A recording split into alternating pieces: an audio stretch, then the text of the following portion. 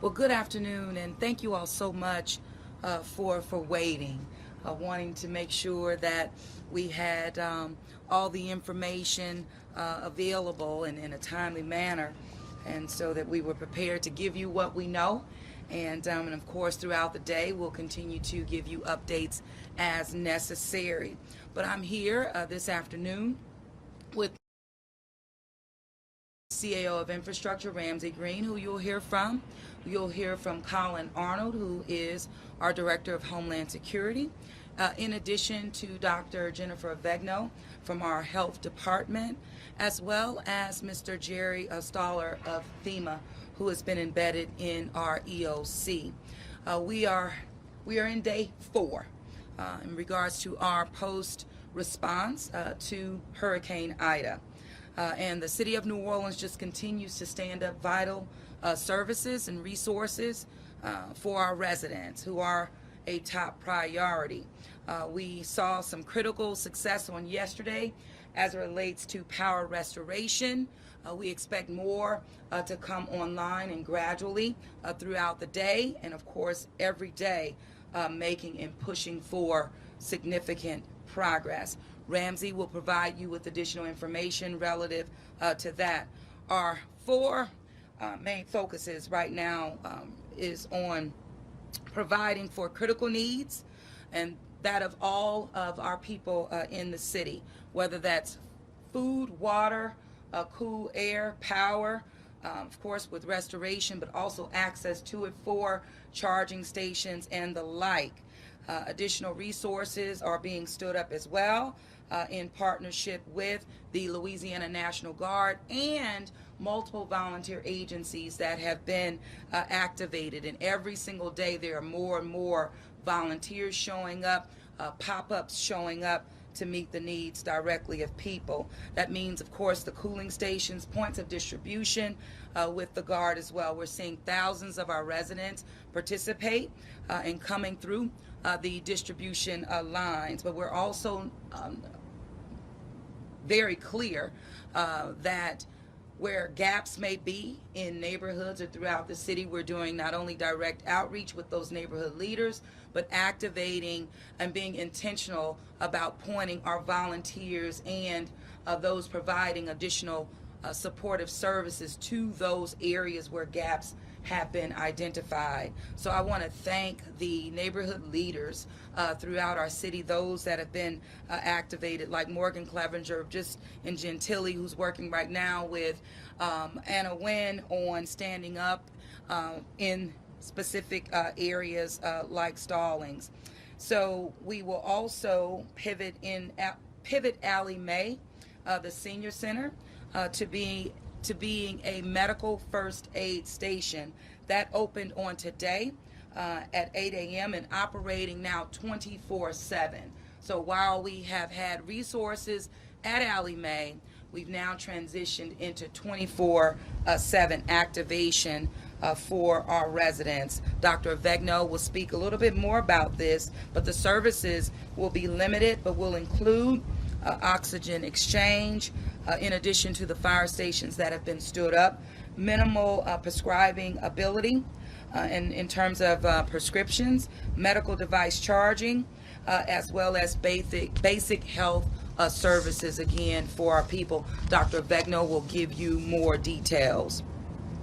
We will continue to provide the locations that have been identified previously relative to our recreation centers, that in Tremay, Cutoff, Gernon Brown, Milne, Stallings, Lyon Center, Joe Brown, as well as Rosenwald. Those will continue to be activated, and meals are available on today from 4 to 6 p.m. The points of distribution, we've seen, again, as I've mentioned, a great response for those who've made their way there, by vehicles, by walk-ups, and even by bikes. There are MREs, water, ice, that is available. From 8 to 6 p.m., 8 a.m. to 6 p.m., that's still at Joe Brown. 8 a.m. to 6 p.m., still at Mahalia Jackson and Skelly Rupp. 12 p.m. to 6 p.m. activated on today. Additional pods will be online on tomorrow. These have been stood up by the Louisiana National Guard.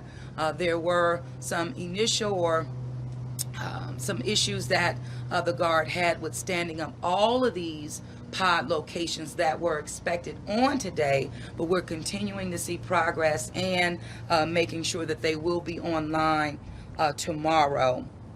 So we're just rolling with the challenges and pivoting again as necessary, but staying very focused on the needs of residents. Tarps are available.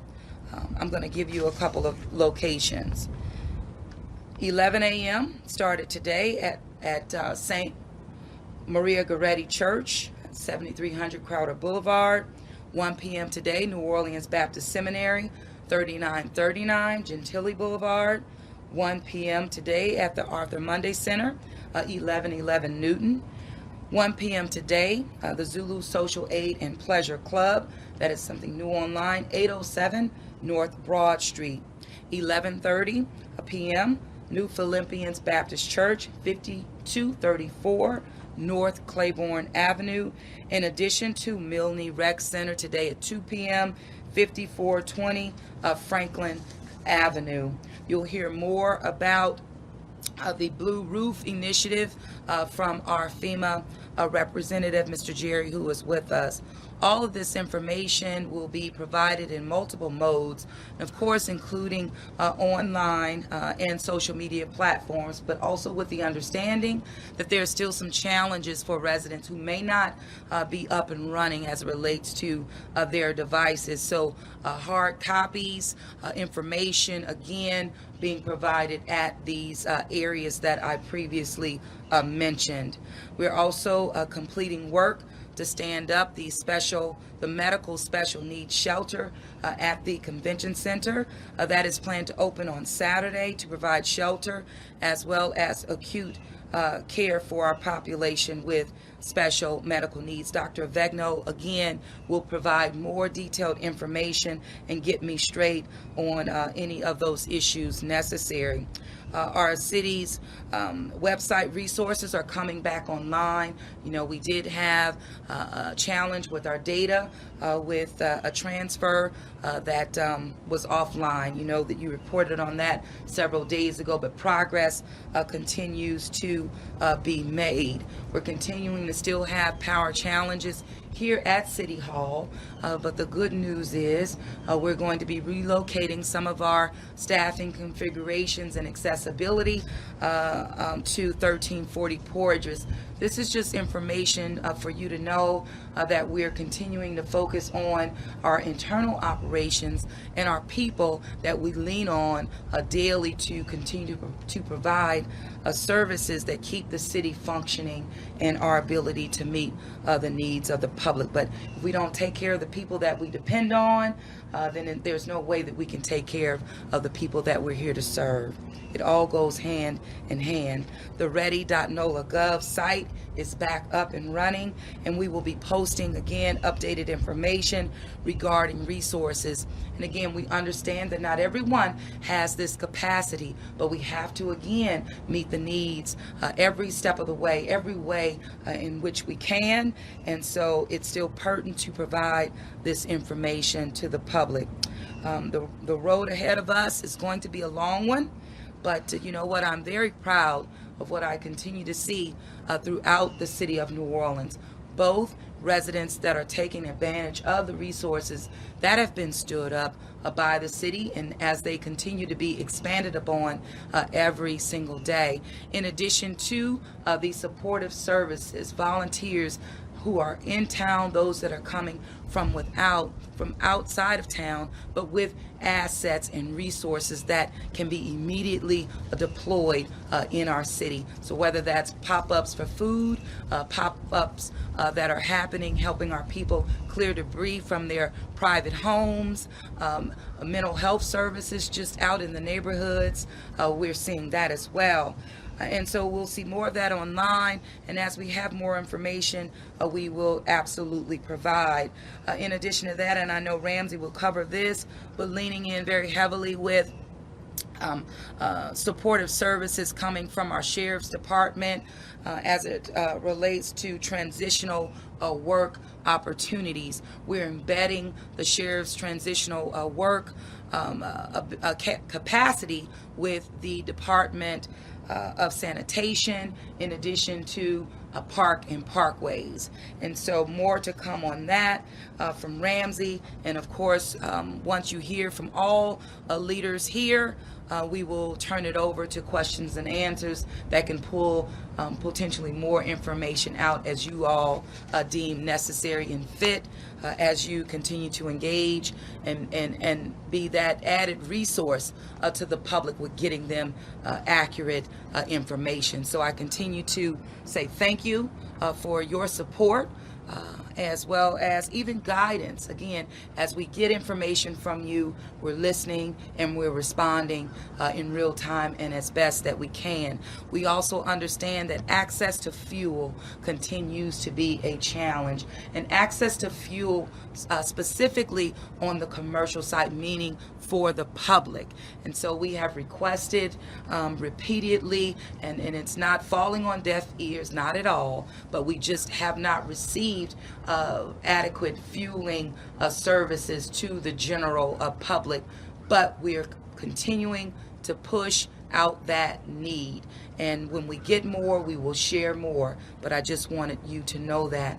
But as it relates to fuel needs from other agencies outside of city government, we're working with those partners as well. One example could be a UMC that has a need for their employees to have access to fuel so that they can continue to come to work and service the public. And so even the death care community, for example, fuel needs that they have to go and pick up the deceased. So we have been able to work out and continuing to work out issues with fueling relative to those external agencies and partners, but the need for fuel to reach the public just remains, again, a priority. We're working through those challenges and others that come our way. And so with that, I'm going to turn it over now to Ramsey Green, Deputy CEO of Infrastructure. You'll then hear from Colin Arnold. Followed by him will be Dr. Jennifer Vegno, and then we'll go into Jerry Staller with FEMA. Thank you so much. I'll go this way.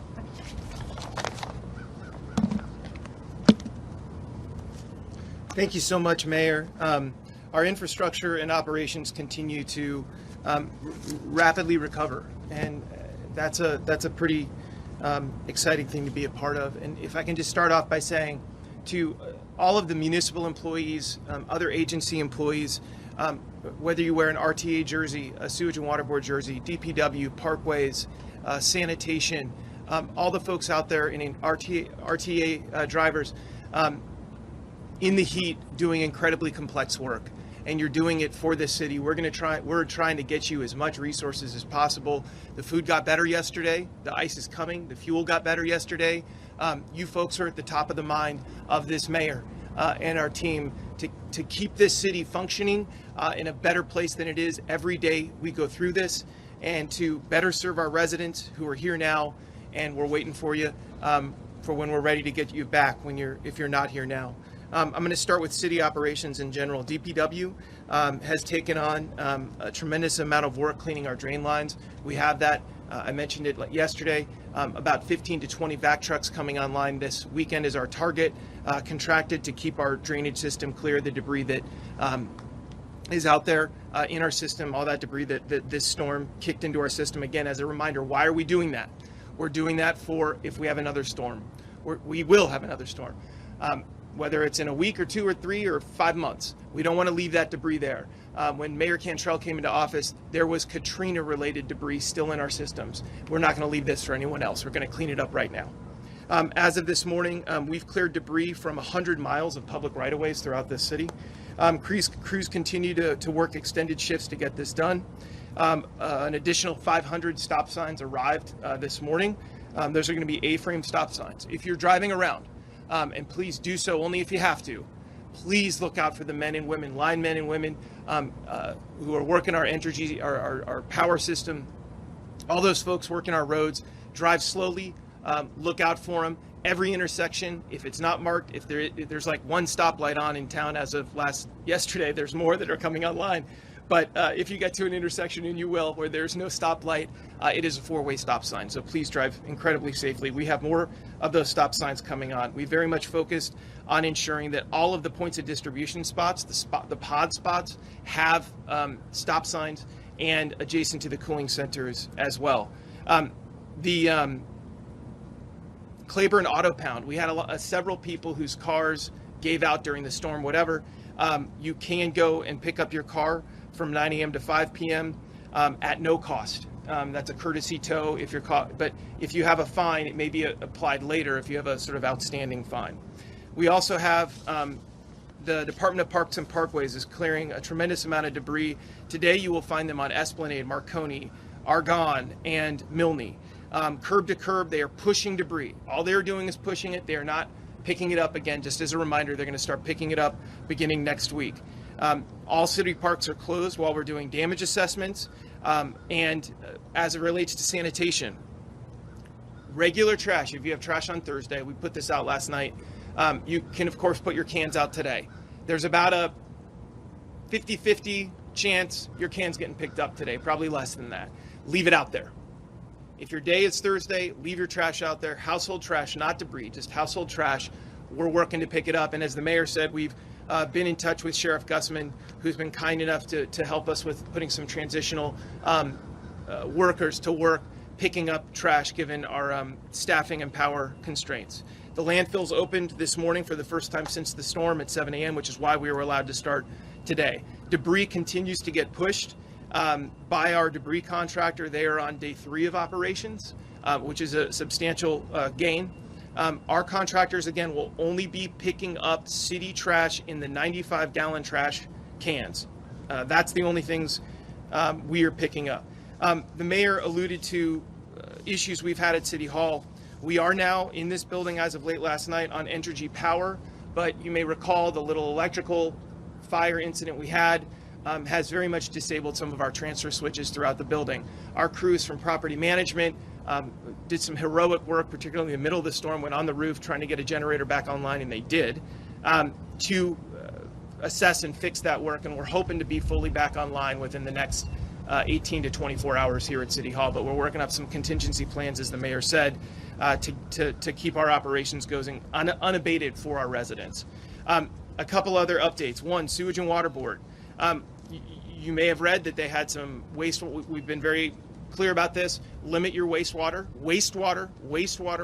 not drinking water, wastewater, as much as you possibly can. Go ahead and use it, but just be cognizant of that.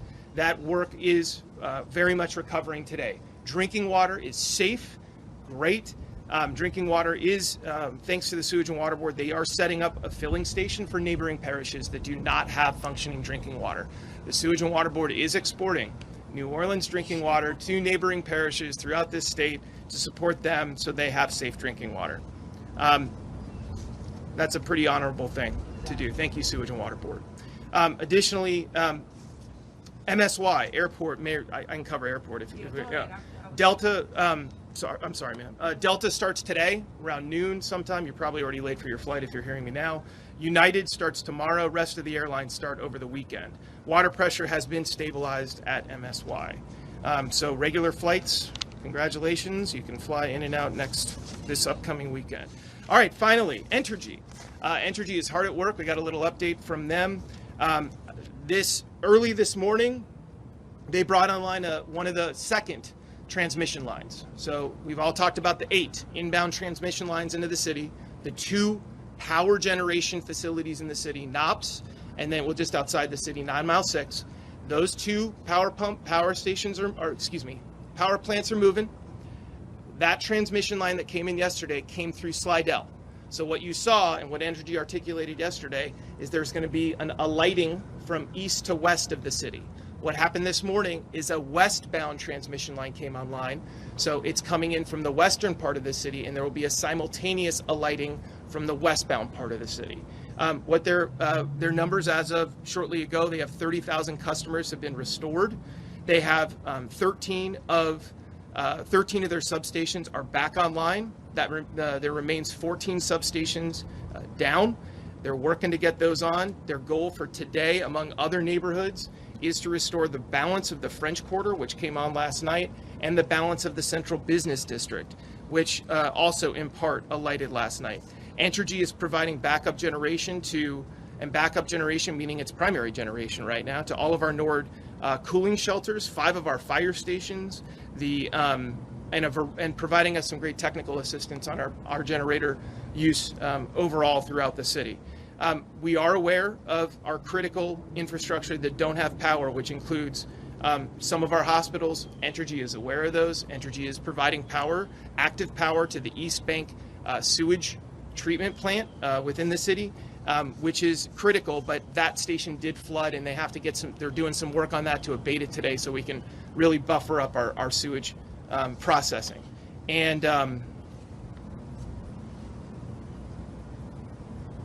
that's all I have at the moment. Oh, I'm sorry. Where have they alit? Parts of Mid-City, the CBD, New Orleans East, and Carrollton. That's what came on yesterday, and they're going to see more neighborhoods come online today. And again, I want to caution folks, just because those transmission lines are coming in doesn't mean your house gets power. The distribution system are the wiring within the footprint of the city, and that distribution system is incumbent upon the substations. So it goes transmission line to a substation to the distribution lines to your house. So follow that map that's online, and you will learn more about when your house comes online.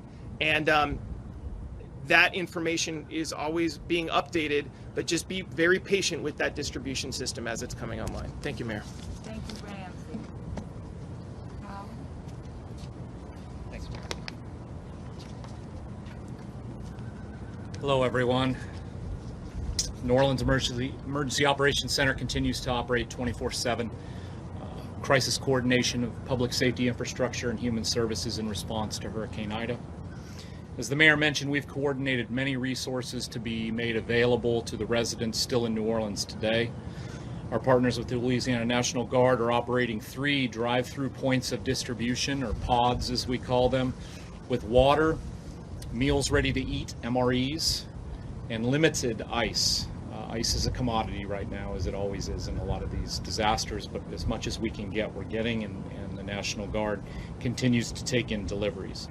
Those pods, those point of distribution systems, are located at Joe Brown Park and Mahalia Jackson Theater from 8 a.m. to 6 p.m.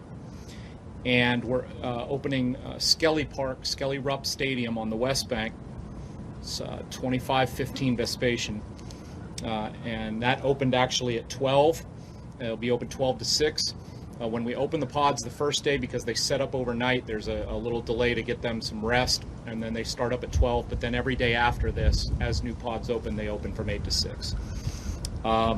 We will be opening another pod tomorrow, and that will be Wesley Barrow Stadium, which is near the campus of Suno off of Leon C. Simon in Gentilly, and that will start tomorrow at 12 noon. And then Lions Center Uptown will open at Louisiana Annunciation will open on Saturday at 12 noon. And then again, the day after those open, 8 to 6.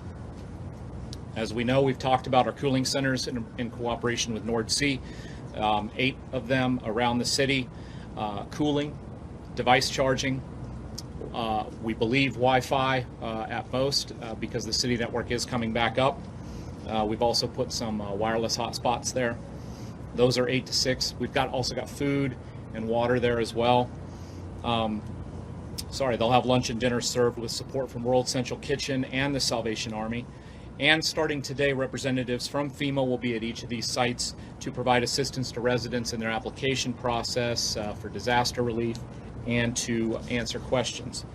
There are literally dozens of free meal sites available around the city today. I can't say enough about the support we've had from troops on the ground with this. World Central Kitchen, Second Harvest Food Bank, Salvation Army, they're doing amazing work. Today we expect to serve over 30,000 meals to New Orleanians in need. tarps will be distributed today and tomorrow for Orleans Parish residents who experienced roof damage from the storm. We got the help of the City Council to help us coordinate that. They're setting up sites. It's starting at 11 a.m. Maria Goretti, 1 p.m. the New Orleans Baptist Seminary, 1 p.m. the Zulu Social Aid and Pleasure Club, 1 p.m. Arthur Munday Center, 1:30 at New Philippians Baptist Church, 2 at the Milne Rec Center, which is also one of our cooling shelters. Tomorrow at 2 at the Notre Dame Seminary, and we will have more locations on this. We're also working with them to coordinate to have them at some of our cooling centers as well. I would remind you that if you'd like a tarp, you do need to provide a name and address in order to make sure that we're getting the tarps to the people that need it the most. I'm pretty happy to say that additionally, the Army Corps of Engineers is promoting their Blue Roof program, which actually will install a tarp for you free of charge. And there's many details on this at their website, which is blueroof.us. That's blueroof.us. There's an application process, FAQs, a lot of information. Thankfully, our ready.nola.gov website is back up. We'll continue to push out all of our information through text as well, just for those who are having difficulty with getting connectivity. But ready.nola.gov is up and has all of the information that I'm talking about. And we're working on real-time updates constantly, and we'll continue to communicate that. The last thing I'll say is this. We are developing a transportation option for residents who wish to be taken to a state-run shelter outside of this area. If people have been here, we're going on day 4, potentially day 5, and they're ready and saying, I think I want to go somewhere else for now. We are working on that right now, and we're going to prioritize that for our elderly and mobility challenged, and certainly some of our light medical special needs population, and then the general population for those that want to go. We're developing that. It's in its final planning phases. You're going to expect you'll expect more information very soon. I will say that if you sign up for our alerts by texting NOLA Ready to 77295, we are going to try and be gathering some data today. And what we're going to do is send out a survey to our subscribers gauging interest in this option. This will determine many of our planning focuses as to venue, of which we have many choices, how we want to set this up as far as numbers. So that will really help us if you get that survey to please reply back or complete that, and we can kind of gauge a number on where we want to be. But this is going to happen. It's just a matter of how we want to set it up. We want it orderly, we want it fair, and we want it to be advantageous for our community that is saying, okay, it's been 4 days, even though power is coming back, I want to go somewhere else. We will be talking about this very soon. So I appreciate that, and we'll answer questions in a minute. Thank you, Alan. Dr. Becknell? Yes, ma'am. Thanks, Madam Mayor. Hi, everybody. I want to just highlight some of the medical response that's going on. The mayor touched on some, and I'll elaborate as well. As Mayor Cantrell said, this morning we pivoted Allie Mae Senior Center, that's at 2020 Jackson, from a charging and cooling station to a limited medical first aid station that will be operational 24/7. Think of this as a Band-Aid station. This is designed to provide our residents with things that they need urgently to decompress the hospitals. These are things that you would not need to go to a hospital for. So as she mentioned, some limited prescription refill. We will have the ability to do some nebulizer treatments for those who have asthma and need a treatment but can't because their machine might not be working because of oxygen. Folks who need to charge medical devices like nebulizers. If you have some minor cuts and scrapes because you were cleaning up your property and got cut by a branch, we can take a look at those for you. Very limited, but we will have medical personnel on staff 24/7. So again, we do want to serve as many folks as we can so that we can give our hospitals a break. We also continue to do the oxygen distribution at fire stations 1, 36, and 40, as well as the Allie Mae Center. So you can come and get a fresh oxygen tank if you're out. In terms of our hospitals, Some are restored to Energy Power, so thank you, Entergy, for prioritizing them. I know they are continuing to prioritize others. The ones who are on generator power have not identified any significant concerns today. They are running okay on generator power, but again, we're working to get them back on Energy Power as soon as possible. There is a growing list of pharmacies that is opening every day around the region. NOLA Ready has an excellent list. I know that it's on Open NOLA, I believe, as well. So you're starting to see more of the large and small pharmacies come online around the city. If you need a prescription refilled and that's not your regular pharmacy, go ahead and try it anyway. Most pharmacies are not, mandating that you're their usual customers. I think they're all being very, very gracious in this. So there are more options for folks who need medications refilled. In terms of the Federal Medical Special Needs Shelter, this is something that we started planning for during the storm, understanding that there would likely be a need for it in Region 1, which is our region, but then looking at the devastation that was happening in other regions and realizing that it would probably be a larger need. Right now, there are 2 medical special needs shelters around the state, one in Alexandria, one in the north of the state.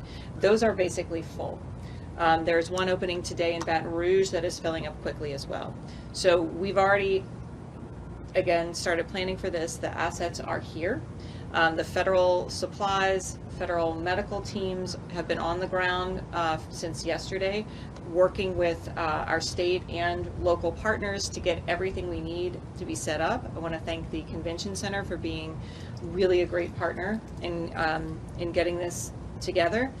The people who will be served here are our most vulnerable with critical illness. So think of folks who are bedbound, on ventilators, with tube feeds, who need more or less round-the-clock care and high-level nursing care. This is not for everyone who may have a medical condition, but can more or less get around and be okay with a little bit of assistance from family or friends. What we hope it will do is help decompress some of the hospitals who are having challenges discharging some of these more medically complex patients, as well as those patients that we know, because we have our special needs registry, have been needing a place that can accommodate them a little bit better than their living situation now. We have that list. We've been talking to folks for the last several days. So we know that this is going to be a need. More importantly, it's also going to serve our neighbors to the west, Jefferson Parish and the river parishes, who were hit far more seriously than we were. It's going to open with 100 beds. We're pushing very hard to expand that as needed. It will be run largely by federal and state partners, but again, local folks on the ground providing where people are and what we need to do to support them. This is all hands on deck. I would like for that to have opened before now, but as you can imagine, coordinating all this in the middle of a storm, it takes a few days. So we are shooting for Saturday morning. I'm pretty confident that that's going to be the right time. We'll be happy to give more information when it does. This will not be a walk-up or drive-up facility. That's not the way this is going to work. There will be a phone number that folks can call if they think their loved one might qualify for this. We'll walk them through it. We'll connect them to services. But do not expect to be able to drive up. There will be no access. It's all going to be carefully arranged transports because, again, these are fragile people that we have to be careful as we transport them to a facility as well. So that's all I have. Thank you, Dr. Bagnell. Mr.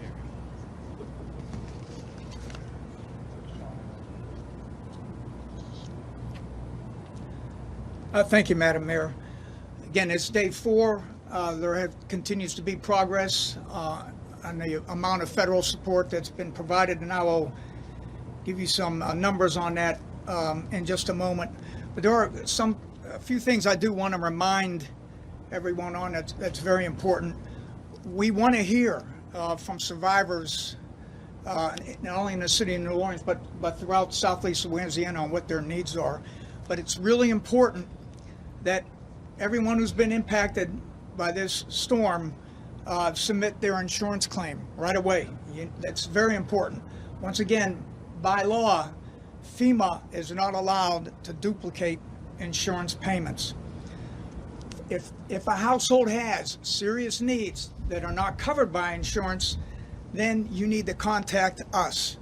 And again, you can do that online, and we've seen a large number of households use the online option at disasterassistance.gov. However, you can also call 800-621-3362, or there is an app that can be downloaded on an iPhone, and you can also apply for assistance in that way. One other thing I want to say about applying for federal assistance: FEMA does not charge a fee to apply for assistance. So if any resident is approached by someone, and we're seeing more people now come into the impacted areas, right? Insurance adjusters, there will be FEMA inspectors in these neighborhoods. If someone approaches you and asks that for a fee, that they can help you with their application for federal assistance, you should notify your local law enforcement official right away. FEMA does not charge to register for federal assistance. We can provide grant money for serious damage to your home, critical needs that you may have as a result of this storm, and we can also provide some relief for any fees that you need as a result of relocating for a few weeks because your home is unlivable. FEMA may help homeowners and renters if you have immediate need or life-saving or life-sustaining items such as food, water, fuel, or transportation or prescriptions. These are critical needs. We understand that, but we need to know about that. So when you apply for assistance, you will be asked a series of questions about what the specific needs are. And please be detailed in what your needs are. Payments have already started going out for critical needs. We are also providing expedited rental assistance for people who need to relocate right away. Please tell us about your needs related to the aftermath of Hurricane Ida. You know, we're working with each household on a case-by-case basis to determine what federal assistance is best for them. We don't take a one-size-fits-all approach. We work with each household on a case-by-case basis. I think that's very important to keep in mind. Now, to update you on where we stand. As of this morning, throughout the affected areas, primarily Southeast Louisiana, more than $76 million in assistance has been approved for homeowners and renters in Louisiana. More than 77,000 households have been approved to receive this assistance. And again, the focus of this money right now is just to meet those immediate needs, right? To get these households back up on their feet. Many households will require to have a follow-on inspection of their damaged home to see if, in fact, they qualify for repair assistance from our programs. But the focus right now is meeting critical unmet needs that are not covered by insurance. As for our presence here in New Orleans and Southeast Louisiana, FEMA has teams, as Colin mentioned, in all 8 of the city's cooling centers here in New Orleans, and we are providing assistance to individuals if they need help in applying for assistance. We will also have teams, in fact, we do have teams today at points of distribution that are being managed by the Louisiana National Guard. This is primarily today in Jefferson Parish, but in the future, that'll be in the pods here in the city and throughout Orleans Parish. Mayor Cantrell and Colin mentioned the Blue Roof program. The Army Corps of Engineers has completed their assessment of the area, and they are estimating up to 72,000 blue roofs here in Southeast Louisiana. So we have expedited the processing of this, and we are now at a stage where households may begin to sign up. Colin mentioned blueroof.us, as the a primary site for households to go to sign up. You may also call, if you want to talk to someone, at 1-888-ROOF-BLUE. That's 888-766-3258. The Army Corps of Engineers will hire a professional contractor to do this work, and your home, as a condition, must be habitable once the blue roof is installed. And again, I want to emphasize that this whole process, the installation process, is at no cost to the applying household. With regards to our current operations, again, we're working very closely with the mayor, Colin, and his staff around the clock. We have also brought in other federal agencies, and we're paying very close attention to power restoration efforts and the fuel shortages. We're working very closely with the state and their business EOC, as well as our national headquarters to try to expedite the delivery of commercial fuel throughout southeast Louisiana. We are coordinating support for temporary power at critical facilities such as hospitals and other sites when requested by the state. And FEMA is coordinating emergency food and water distribution to support state and local efforts.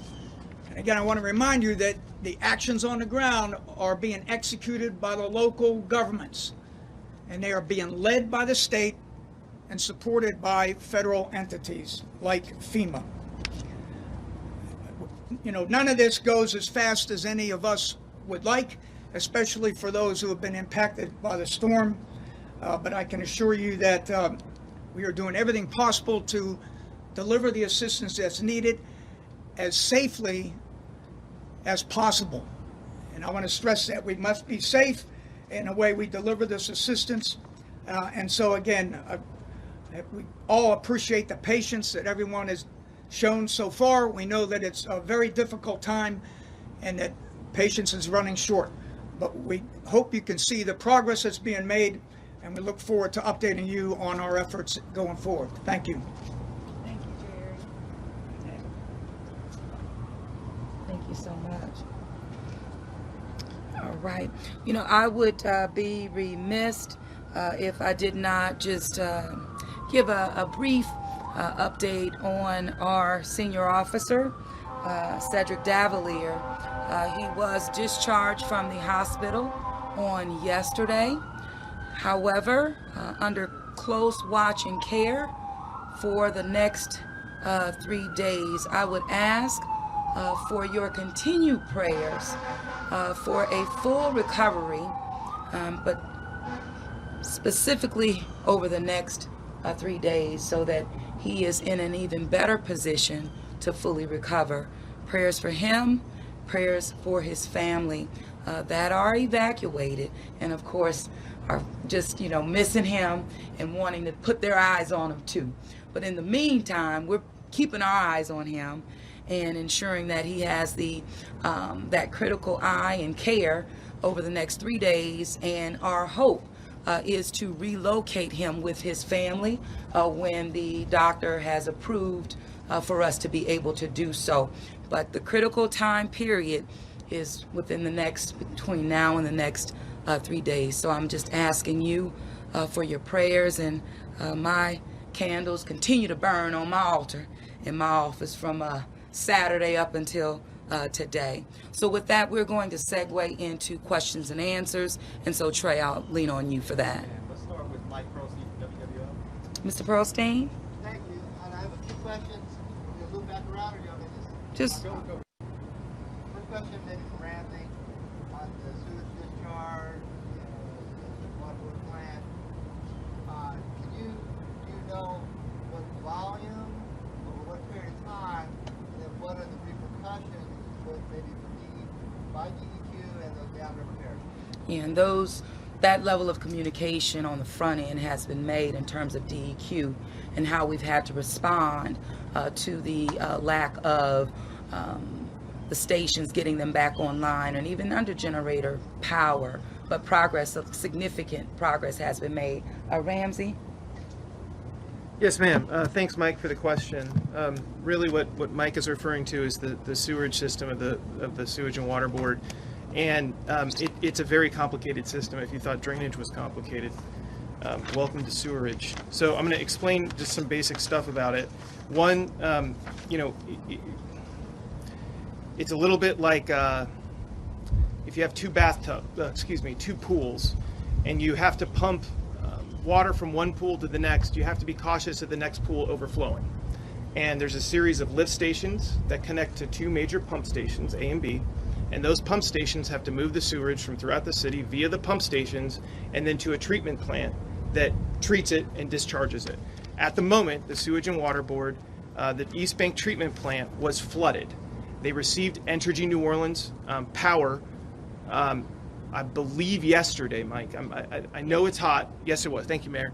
And they're repairing the flooded components of that treatment plant now. They believe they're going to be operational by the end of the day today.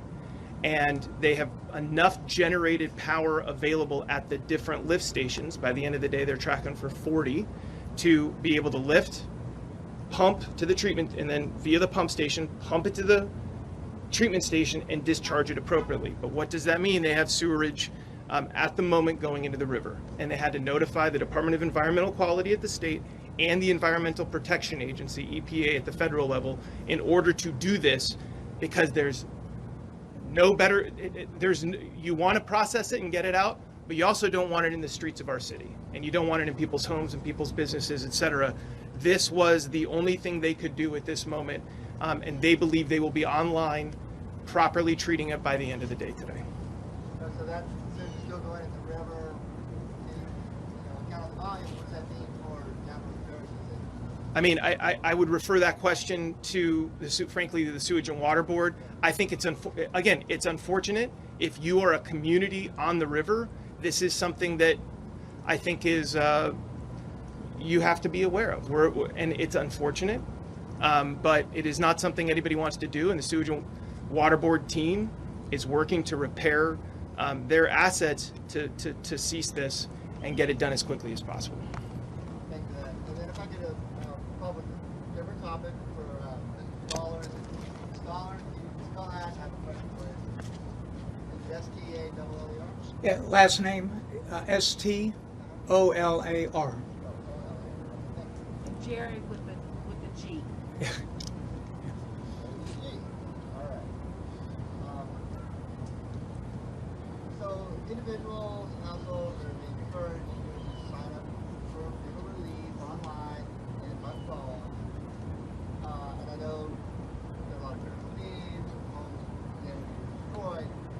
What about the people who have evacuated and then people continue to evacuate, but because it's becoming a long-term event here, will there be relief just for basic lodging and other out-of-town expenses? Should people be signing up for that sort of solution? Yeah, well, again, the first step is to apply with FEMA. Next thing is keep all the receipts, okay? And one thing we are seeing is a very high percentage of the households that are applying for FEMA have homeowners insurance. So we're going to have to factor that in. As I said, FEMA cannot duplicate insurance benefits. But the best thing to do is, first step, register with FEMA. Second, keep all your documentation, and then stay in touch with us, okay? If your lodging condition where you're staying changes, stay in touch with us. When a household registers online, they are given an option to create an account where they can go back and upload additional documentation and check on the status of their application. And then we'll work through each household's case, again, on an individual basis. Again, based on the composition of the household, how long they've been gone, whether or not they know the extent of the damage on their home. All these things are factored in to the amount of assistance that we can provide. And Jerry, speak to the renter, from the renter's perspective. Right, yes, yeah, the mayor referenced the rental assistance. That is really our primary means of assisting households. So we are trying to expedite the processing of that right now. A lot of that will again depend on how much we can, how much the household can tell us about the damage to their home. So if they haven't been able to get back, or maybe if they've been able to drive in and leave, that's going to be a critical factor in determining eligibility. Okay. I feel like one of the problems that, it came up at the city council emergency meeting today that after Katrina, you adjusted very quick action, providing debit cards and the like, because there was a declared mandatory evacuation. There was no mandatory evacuation now. Does that make a difference? Is that something that... Whether or not there was an evacuation order will not be considered as a factor in a household eligibility. Households are still going to be found ineligible for assistance, and that's going to primarily be based because of their insurance. Okay, but the fact that there was not a mandatory evacuation, or even if there was, that is not factored in or considered. Thank you. Jessica from there.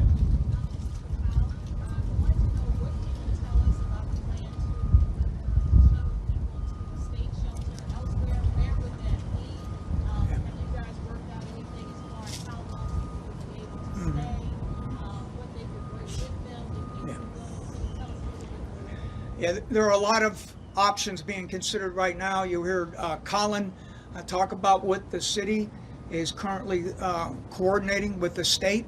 Okay, those details are still being worked. On the federal side, we are anticipating the need for temporary sheltering and then even temporary housing. Okay, but all these plans are still very dynamic. We have to do some assessments, not only here in the city and in Orleans Parish, but throughout Southeast Louisiana. Once those assessments are complete, that information will then be given to the state.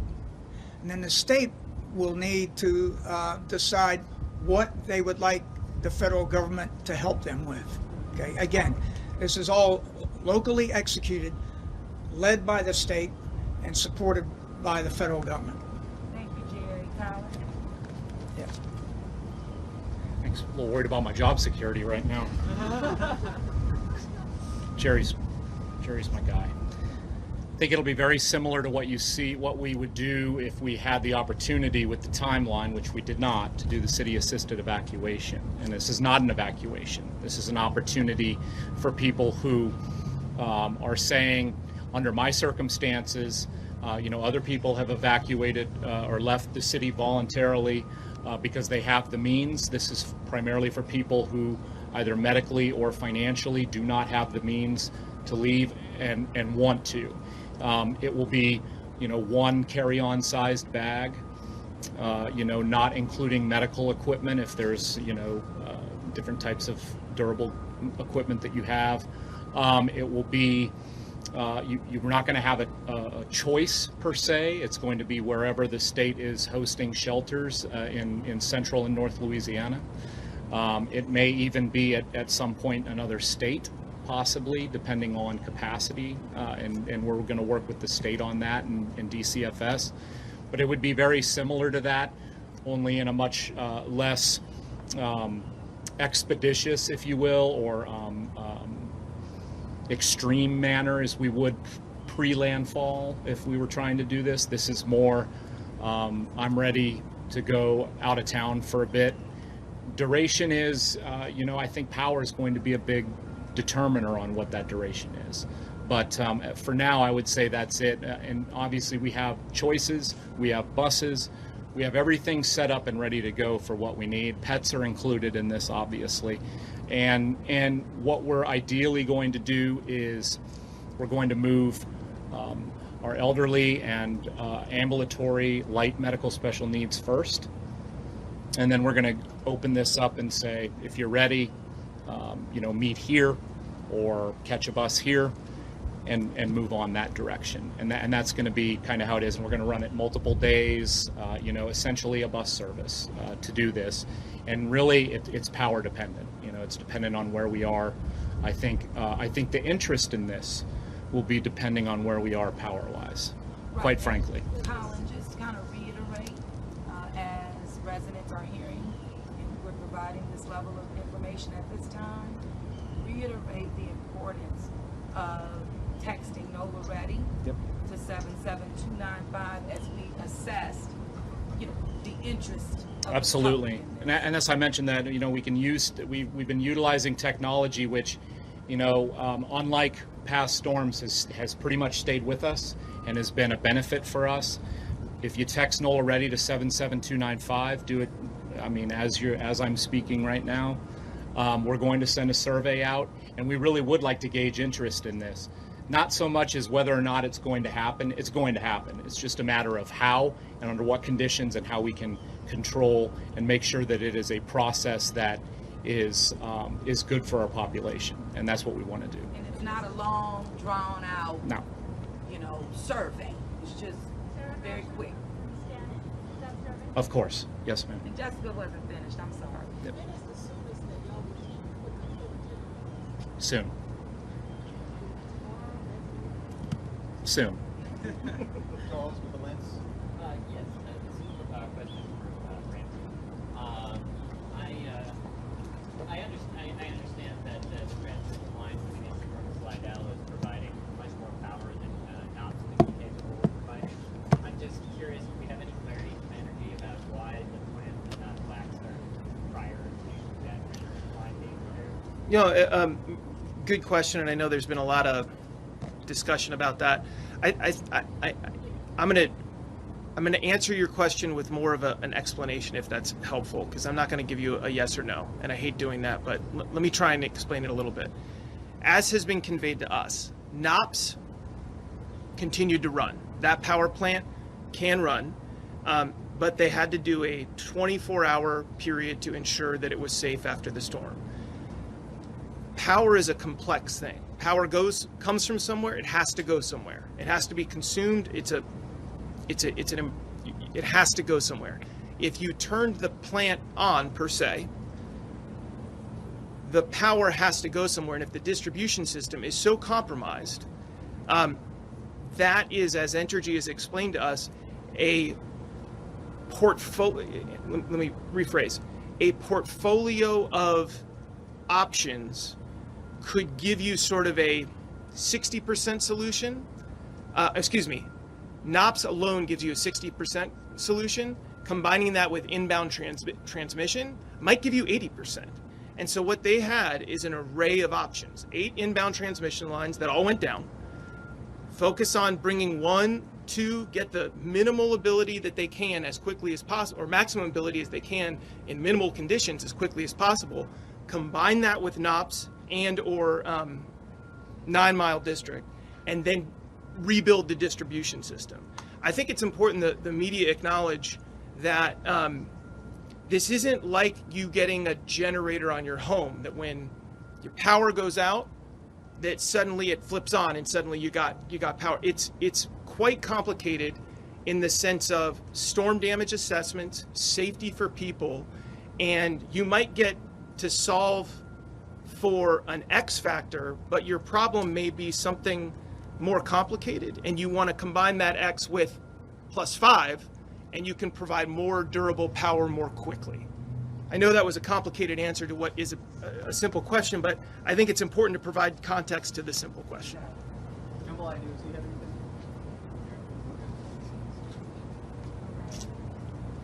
Well, thank you all again for being here for this coverage, and we'll continue to keep you informed and engaged. And as we move through this, I hope you're seeing progress in your own lives and families as well, and neighborhoods. So thank you so much.